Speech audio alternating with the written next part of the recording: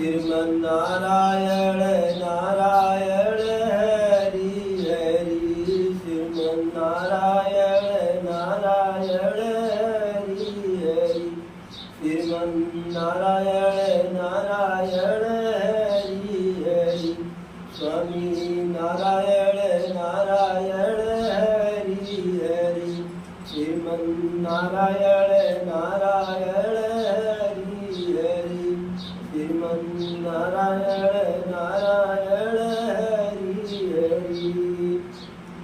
राम मड़ैया राम की बसय गंग के तीर, अटल राज महाराज की चौकी हनुमत वीर।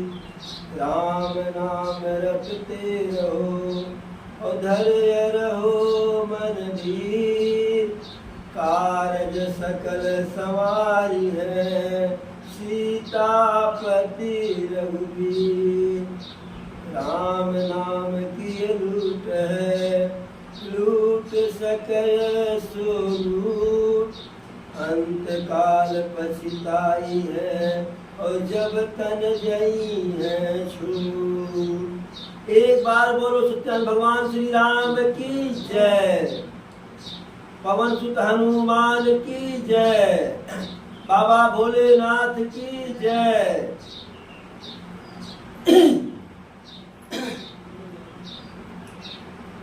प्रमुदित पुर नर नारी सब सजहि सुमंगल चार, एक प्रविशहि एक निर्गमय वीर भूप दरबार। अयोध्या में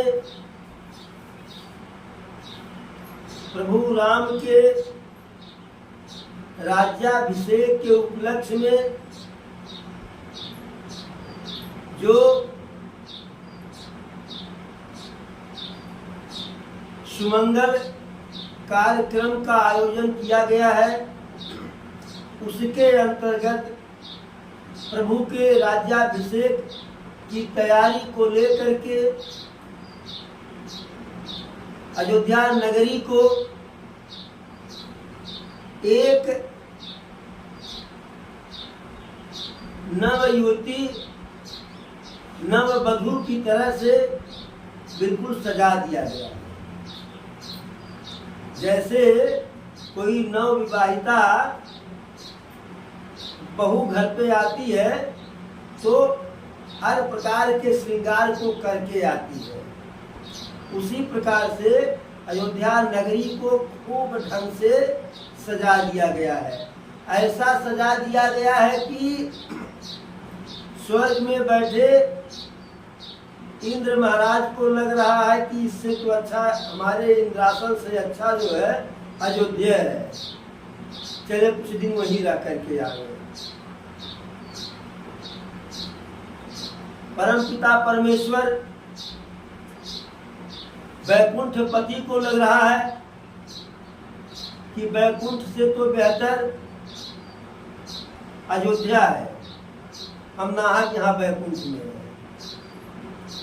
इस प्रकार से अयोध्या की सजावट हुई है। और सजावट भी क्यों न हो, मायापति और महामाया दोनों अयोध्या में एक साथ हैं। मायापति प्रभु श्री राम और महामाया माता जानकी, दोनों एक साथ हैं। तो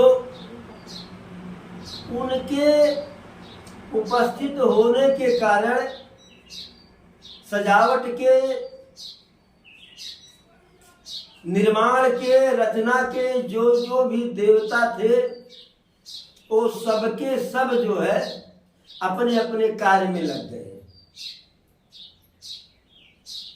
इस प्रकार से अयोध्या सज गई और उस समय सब सजहि सुमंगल चार, मंगल भी हो रहा है, गीत भी गाए जा रहे हैं। और राजा के दरबार में, दशरथ जी के राज दरबार में क्या हो रहा है, एक प्रविशहि एक निर्गमन, भीड़ भूप दरबार। इतनी भीड़ है, अफरा तफरी है कि कुछ लोग राज दरबार में आते हैं, कुछ लोग जाते हैं, कोई आ रहा है, कोई जा रहा है।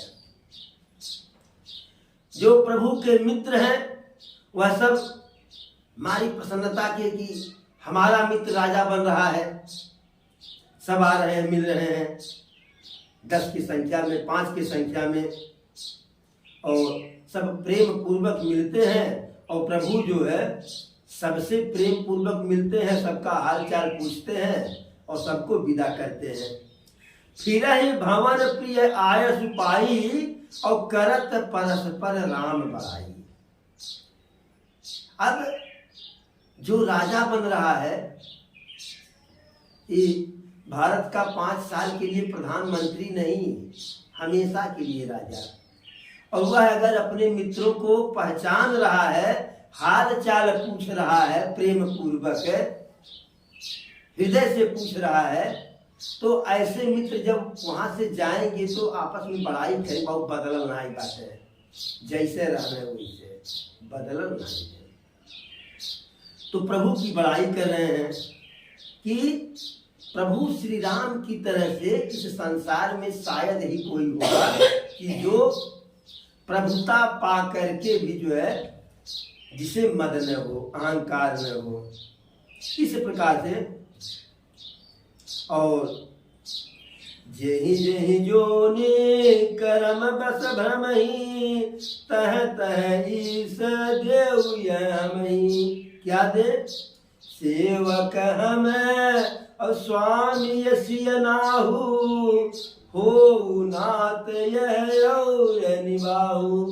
यानी जब जब हम जन्म पावे तब तब हमारे मालिक और मुखिया के रूप में सीताराम रहे और हम उनके सेवक रहें, ऐसा निर्वाह हो। यह रिश्ता इसी काल तक ने अनंत काल तक बना रहे। लेकिन इधर तो सब खुश हैं, लेकिन उधर मंथरा कायदे से पढ़ा दी है। असय अभिलाष नगर सब काहू, कय कय सुता हृदय यति दाहू। मंथरा आकर के बता रही है कि अब यहाँ उत्सव चल रहा, अब वहाँ वह उत्सव चल रहा है, और जैसे जैसे बता रही है तैसे तैसे माता कैकेयी के हृदय में उतने जलन जो है, उतने क्रोध है। क्यों? अरे कौन सुख, अरे कौन कुसंगति पाई न साई, और रही न नीचे मत चतुराई। माता ऐसी थी नहीं, लेकिन कुसंगत का जोर बड़ा भयानक होता है। एक बोरिया आलू हो, उसमें 2 टुकड़ा आलू रख दीजिए, सारा बोरिया का आलू, बोरी का आलू सड़ जाएगा। तो वहाँ तो माता अकेले है, कई मंथरा अकेले है, तो एक को बड़ा जल्दी नष्ट कर देगा। और कुसंगत में पड़ करके हमारी बुद्धि नष्ट हो जाती है, हमारी बुद्धि नष्ट हो जाती है। और इधर सब कार्य सुव्यवस्थित करके दशरथ जी कि अब यह कार्य बिल्कुल संपन्न होने वाला है, तो क्या कहते हैं कि सरप्राइज माता कैकेयी के महल में जाते हैं कि माता कैकेयी को सरप्राइज देंगे, क्योंकि माता कैकेयी प्रभु राम को बहुत मानती थी, बहुत लाड करती थी, बहुत ही स्नेह उनका उनके प्रति था।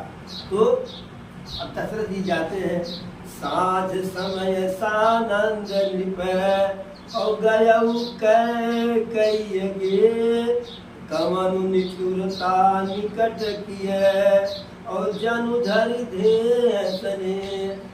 शाम के समय बिल्कुल प्रसन्न मन से सरप्राइज देने के लिए कि कैकेयी आश्चर्यचकित हो जाएगी, हम ऐसा कार्य करके जा रहे हैं, एकाएक क्या खुशखबरी सुनाएंगे उसको। इसको सोच करके मन में आनंदित हो करके जो है कैकेयी के भवन में गए। और कैसे गए? जैसे गवन निठुरता निकट की, जनु धरि देह स्नेह। दशरथ जी जैसे स्नेह के रूप उनका पूरा शरीर ही स्नेह धारण कर लिया हो, और स्नेह शरीर धारण करके कहाँ जा रही है, कहाँ जा रहा है? गवन निठुरता, निठुरता के पास, कठोरता के पास, ईर्ष्या के पास, द्वेष के पास। अब जब वहां जाते हैं तो सबसे पूछते हैं कि अरे महारानी कहाँ है, मेरी प्रिय रानी कहाँ है? अब पहले तो लोग बता नहीं रहे हैं डर के मारे, फिर जब किसी भी तरीके से लोगों से पूछने जांचने पर पता चला कि रानी कोप भवन में है। अब जब कोप भवन शब्द सुने दशरथ जी तो उनको बड़ा आश्चर्य हुआ कि कोप भवन, हाँ कोप भवन। अब कोप भवन जैसे कान में पड़ा, भय बसय गहुड़ परई न पाऊ। उनका पैर जो है आगे को बढ़ नहीं रहा है कि कौन सा कारण है क्यों कोप भवन में। अब कोप भवन की बात सुने, सुरपति बसई बाहुबल जाके, नरपति सकल रहे रुखता के। जिस दशरथ के भुजाओं के बस में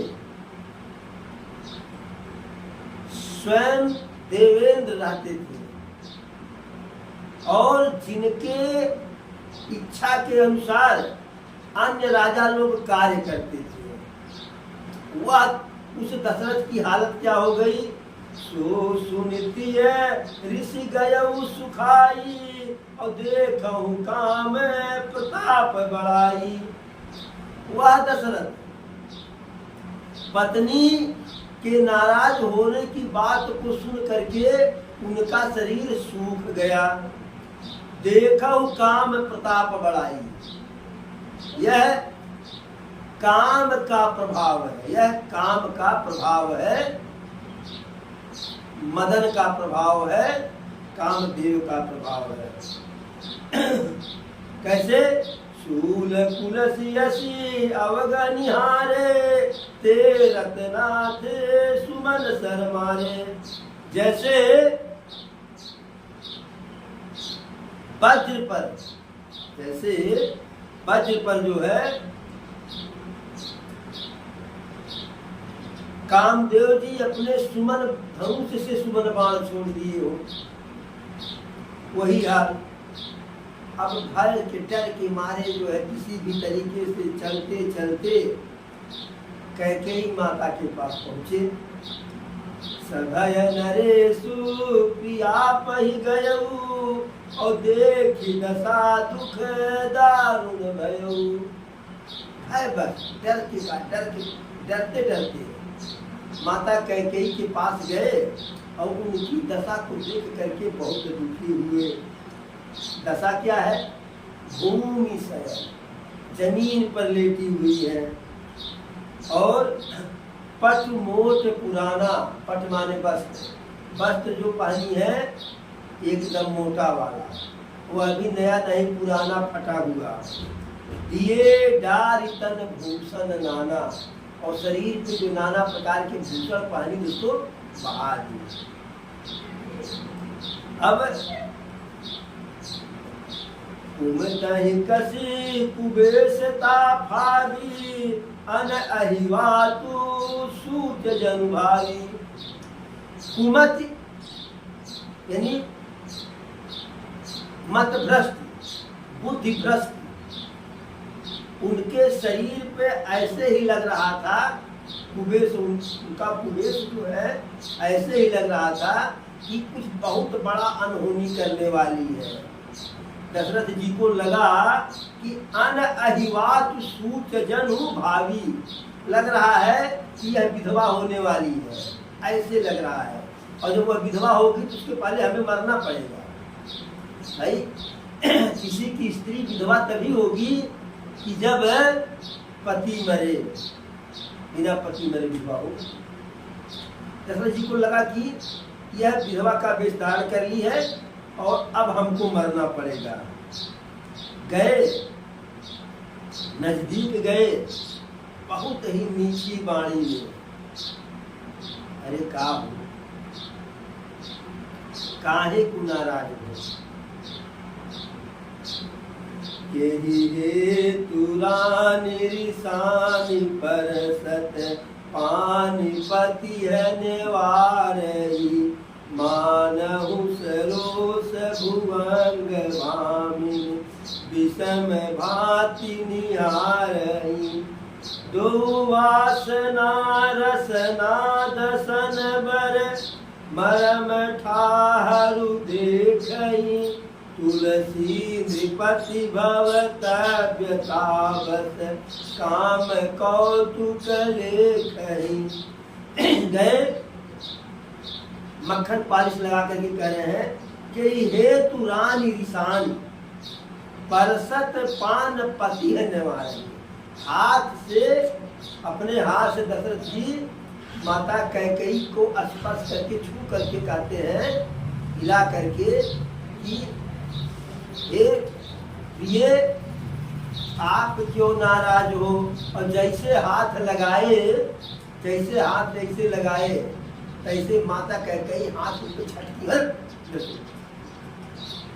मानहु सरोस भुवंग भामी विषम भाति निहारई।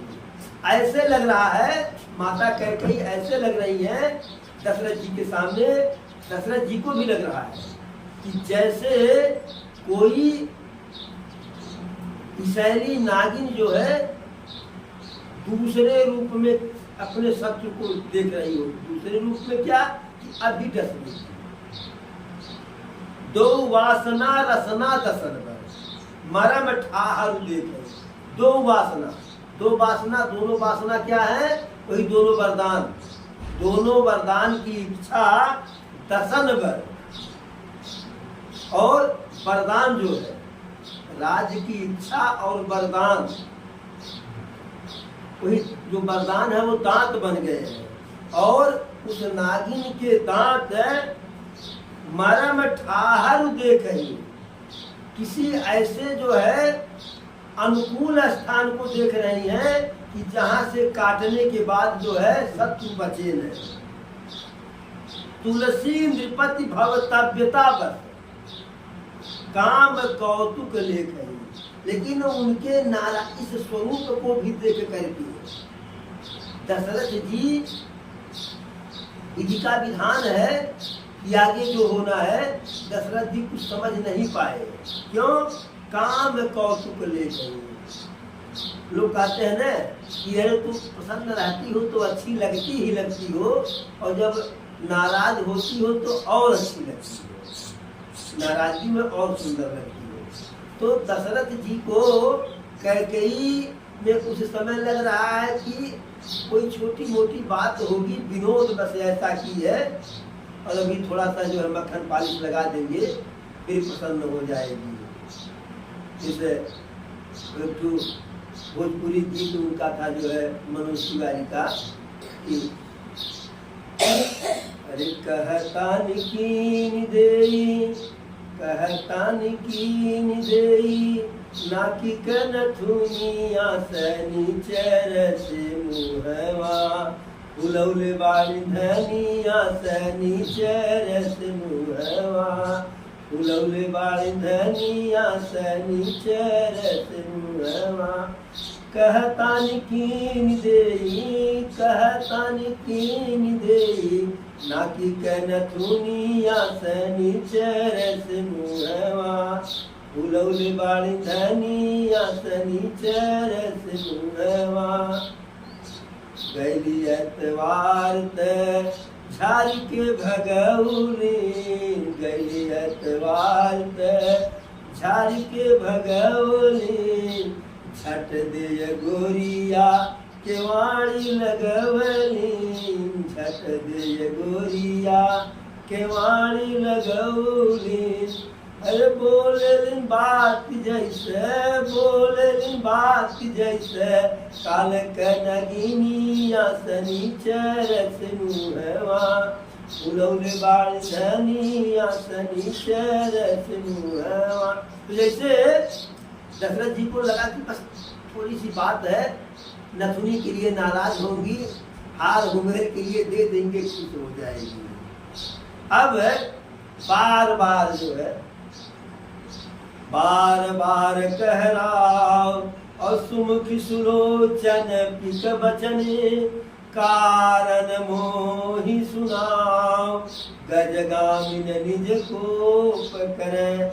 बार बार कर रहे हैं कि सुमुख मैंने सुंदर मुख वाली, सुलोचन सुंदर नेत्रों वाली, पिक बचन कोयल की तरह बोलने वाली।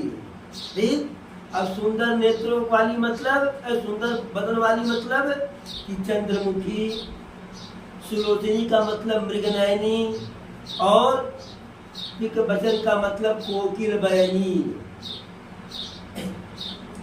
चंद्रमुखी, मृगनयनी, पिक बयनी, बताओ क्या कारण है।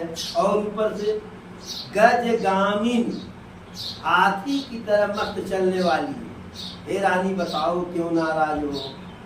फिर कहते हैं अरे या नहीं तोर प्रिया कहीं कीना, कहीं दुय सिर के जमपुर छीना।